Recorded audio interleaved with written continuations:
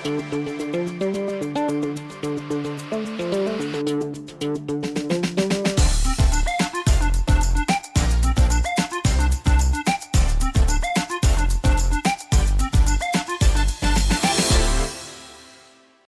Vijay, Hi Aditya, welcome to Sudeep Audio's YouTube channel Season 4. thank you very much. It's a pleasure to have you back on the channel. Same here.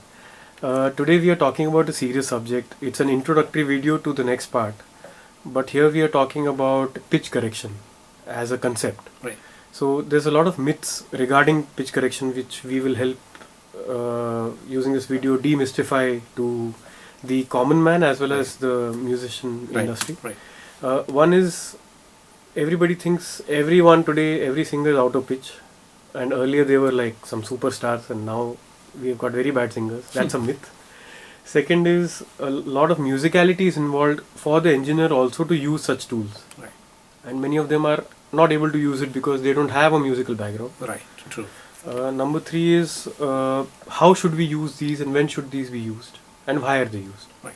So if you could just run us through the importance of pitch correction and a little bit about pitch correction. Absolutely. As you said, it's just an introduction to a big chapter which we will be having later. But I would like to introduce few things to all my engineers and producer friends. That what is pitch correction? Why do we use that? It's basically a creative tool. Creative tool. Of course, it's a pitch correction tool. But the thing is that, as you said, it is considered to be anybody would come, sing on the microphone, and we will make the song out of it. Of course, as we know, as the technology progresses, the usage and the misuse usage of the technology is all over the world. That is happening. Unfortunately, that is happening in this case a little more. That anyone comes as a singer, stands on the microphone, then we correct it and present it as a polished product. But that keeping that thing apart, I just want to throw a light on this, that as you said, that it is looked down upon, that okay, this is a pitch correction tool, and none of the engineers project it as a job that okay, I have done this, I have mixed this song. Someone says that I have mixed these songs. Nobody says that I have done the pitch correction, because he's not allowed to say that also. But the thing is that the big thing behind that is we will need to understand why do we need so much of pitch correction now. Do you think the singers now are so bad that everybody needs the pitch correction? Or do you think the singers 30 years back were so pitch perfect that they would never need any kind of pitch correction? So there is big science behind this small little thing. That nowadays we use big times we use sample libraries and electronically produced sounds instead of doing a 70-piece orchestra in a big hall. What we have is a sample of one particular thing. It's a piano, it's guitar, whether it is the string section or any ethnic instrument like harmonium or accordion or any instrument like that. What happens, all the samples when they are made, they are pitch perfect. Right. So if you consider that A note, which is considered as the reference note, which is 440 Hertz, A4 on piano is considered as the reference note. Everything revolves around that. So when we say that tune your instrument to A 440, what we do is we tune our A note to 440 Hertz, and in relation with that the other notes are tuned on the guitar, for that matter on any of the instruments. So manually you tune one instrument, you tune it to 440 Hertz, then everything, your violin you tune with your ear, you've tuned A, then you tune D, E, G, all the notes you tune by ear. So what happens, there is a little bit of pitch variation happening in all the notes. But we use phones these days for tuning. We do use tuners. We do use that, but what happens, the tuner tells you that okay, it's right in perfect pitch. There is a little bit of some 5 to 10 to 20 cents of variation in that. We retain that, we keep it. because what happens when you have little bit of tuning difference in all the instruments, you get a spread of that frequency and you get a better sound. What happens, there are 40 violins playing together. When you hear that sound, there are 40 different minute tuning differences in all the 40 hands. That is why you get that spread in that. So why I'm saying that when you use all the sample sounds which are perfectly pitched, what happens is the bandwidth of pitch is narrowed. As I will show you, if I take a guitar, this is tuned in A440 Hz reference. If I say this is A major chord, I'm playing A note.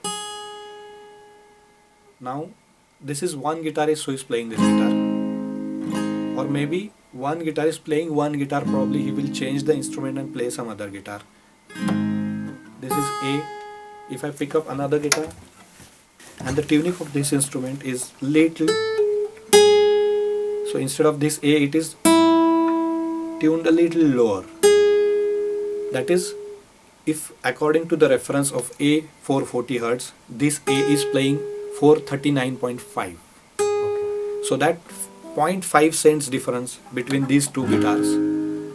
If you play independently, you will see, okay, there is a little difference. But when you strum both the guitars simultaneously, you will not see that difference. So what happens if there are 50 musicians playing different instruments?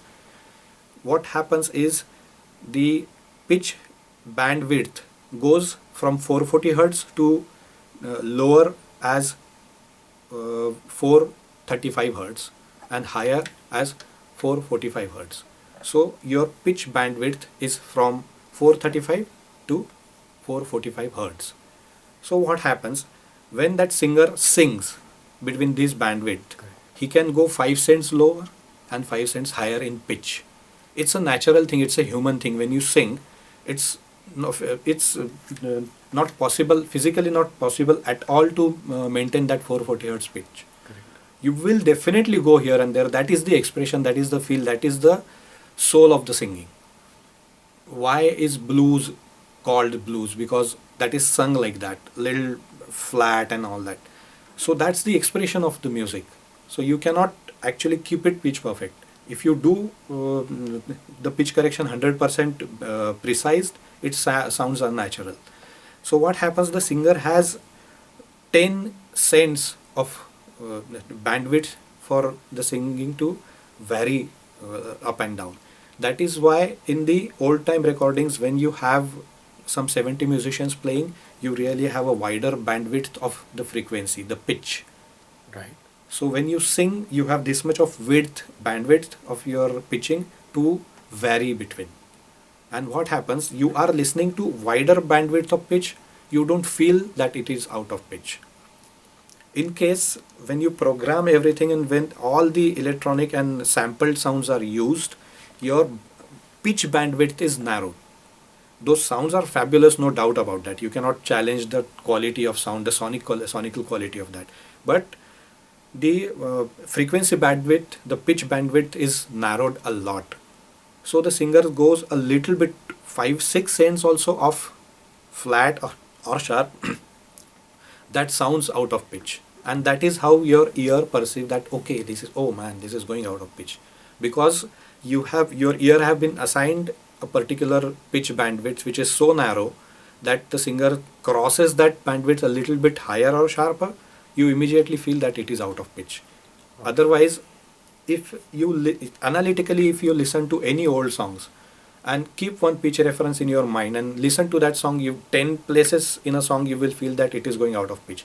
But your ear does not perceive it like that. Okay. It looks like it is bang in pitch because that has got a wider bandwidth of spectrum of the pitch, and that's why it doesn't sound like that. And in case of the newer music, it sounds like that. That is why you need all these pitch correction tools to correct your voices and bring it into that particular given bandwidth or spectrum of the frequency or the pitch. And that is why we use that. And it's not right that all the new time singers are out of pitch and all the old time singers would sing in bang pitch. It's a myth. And that is why, that's my small effort to explain these things. that why it should be used, why do we use it, and when we use it, it's nothing is wrong that the singer is so bad that we have to use it. मतलब It's पाप not that. पाप नहीं कर रहे हैं. It's not. ये पाप नहीं है. Okay. We also mentioned that some engineers are reluctant to use this auto pitch correction plugins and all that. What happens in case of one particular plugin we will think about? It's Antares Autotune. It's the most popular pitch correction tool. So that people call it, means this term is used as autotune, whether it is Waves tune, or it's a Melodyne, or it's a pitch corrector from the Logic, or it's an Antares Autotune.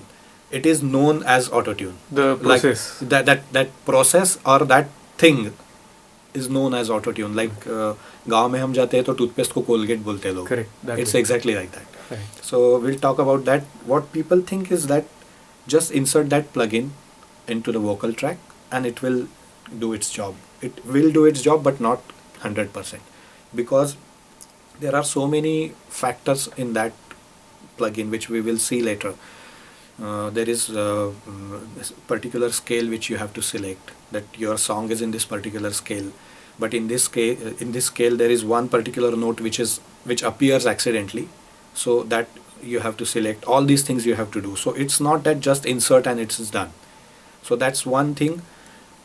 Autotune has taught something, that there is one particular pitch, one frequency. If you are singing A note, there is A note which will identify it as A note. It will identify that note as A till it comes down flatter till G sharp, a little, means 1 cent above G sharp note, or 1 cent below that A note, because there is half semitone difference between A flat, which is G sharp, and A. So it comes 50 cents down. If it goes 49 cents down, it considers it at A flat, G sharp. So that is how I will explain it later in detail. But those singers, party singers, autotune cannot recognize whether it is A or G. So they are so terrible that the pitch correction software changes your composition completely. Okay. And that is why it sounds funky. And that's why we say that, okay, with this singer probably my software also will crash. Right. मेरा मेलोडाइन foot जाएगा, blast हो जाएगा. So that's the reason behind that. And that is why, as you said, that so many engineers are reluctant to use these pitch correction softwares. They say that the quality gets spoiled, which is not the case. Delay compensation factor is also involved, but there is like some 4 milliseconds delay, which definitely very easily can be adjusted with any of the DAWs on our computers we have. Today's singers, like you said, they have a very small bandwidth to play with. Right. Correct? They have a small range to make an error. Right. Even though we depend on the software or not, there's a very small, they cannot make many mistakes. Right. So should they train themselves in such a way that they know, okay, I have to be really good so that I can play and sing in that much? Of course, that So they thing need is to put there. in more effort. That thing is there. Again, there are two factors, Aditya, related to this. What happens nowadays, earlier people would practice so hard because they knew that if I make any mistake, any error in towards the end of the song, I have to sing the entire song with all the musicians right from the ABC. So that factor was there. So they were so perfect. The musicians, the singers, they used to practice a lot so that they are bang on pitch, so that they don't make any mistake. That thing has come down a little bit because we know, okay, fine, man, what's the big deal? If I make any mistake, I'll just go back 2 bars, continue singing, punch in, and it's done. You can sing one line, one word also. That kind of technology we are using now. So that thing has made our artist a little bit careless about it. So what you are saying is right. Because of this technology, they have become a little lazy. But again, because of this, as you said, that narrower bandwidth and you need 100% precision, the singers, the musicians are trying their hard. There are so many sincere singers, I would say, that they say that, no Vijay, don't apply any pitch correction on my voice. Let me try my best to give my 100%. If at all after that you feel technically that it is needed, then you please do it. But let me try my best first. So there are people who are doing that, as you said. Okay. So that's why in live shows we don't require these kind of correction tools because of the spectrum again. Yeah, Because we have live musicians it's playing. happening, right? Or else then you feel sometimes, but again in what happens in the live shows, uh, that environment is something else. The studio environment and the live gig environment is completely different. Your ear already have created that kind of bandwidth where you accept all this little bit here and there things. Because I will suggest you, if you can record one particular show, you listen to that show live, come to the studio, listen to the recording of that show. There will be huge difference. That is again your mind which is playing that. You meticulously and critically listen to that thing in the studio, but on the show that's a completely different environment. That is why you don't feel that. So Vijay, we'll see you in the next part with you showing these tools. Yeah. Actually, what all we've briefly discussed now, we are going to explain everything along with the plugin on the DAW, how it works, how different plugins work differently, Autotune, Celemony Melodyne, or Waves Tune for that matter, how differently they work, what exactly you need to do, and where you need to use these plugins. We will just talk about all these things later in the next part. See you till then. Thank you, Vijay.